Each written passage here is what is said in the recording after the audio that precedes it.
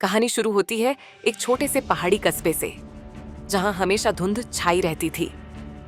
वहां एक पुरानी हवेली थी जो अब आधी टूट चुकी थी।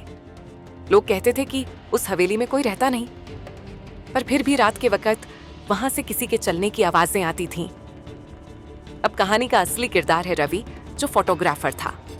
उसे अजीब जगहों की तस्वीरें खींचने का शौक था।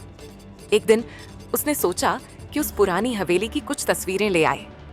कितनी डरावनी दिखेगी इंस्टाग्राम पर, उसने मजाक में कहा था। शाम के वक्त रवि कैमरा लेकर हवेली पहुंच गया। चारों तरफ सूखी पत्तियां उड़ रही थीं। दरवाजा आधा टूटा हुआ था और अंदर घुप अंधेरा। उसने टॉर्च निकाली और धीरे धीरे अंदर कदम रखा। दीवारों पर जाले, फर्श पर टूटी खिड़कियों के शीशे और कोनों में कोई अजीब सी गंध थी। वो एक एक कमरा देखकर तस्वीरें खींचता गया, लेकिन जब वो आखिरी कमरे में पहुंचा तो दरवाजा अपने आप खुल गया, बिना हवा चले।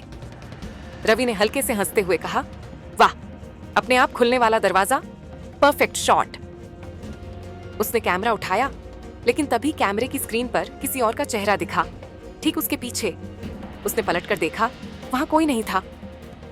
शायद रोशनी का खेल है, उसने खुद को समझाया और आगे बढ़ गया।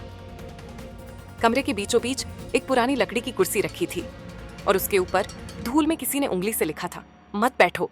रवि ने हंसते हुए कहा, कौन लिखेगा ऐसी बातें, और मस्ती में कुर्सी पर बैठ गया। उसके बैठते ही कमरे का दरवाजा धड़ाम से बंद हो गया। टॉर्च बुझ गई, कैमरे की स्क्रीन झिलमिलाई और उसमें वही चेहरा दोबारा दिखा, इस बार बिल्कुल पास। वो चेहरा धीरे धीरे मुस्कुराने लगा और फिर कुछ फुसफुसाया, अब तू यहीं रहेगा। अगली सुबह गांव के लोगों ने देखा कि हवेली का दरवाजा खुला है। अंदर रवि का कैमरा पड़ा था, लेकिन वो खुद कहीं नहीं मिला। बस कैमरे में आखिरी तस्वीर थी, उस लकड़ी की कुर्सी पर बैठा हुआ रवि और उसके पीछे किसी का धुंधला सा साया। लोग आज भी कहते हैं, जो भी उस हवेली के आखिरी कमरे में जाता है, उसका कैमरा तो वापस मिल जाता है, बस वो खुद कभी नहीं।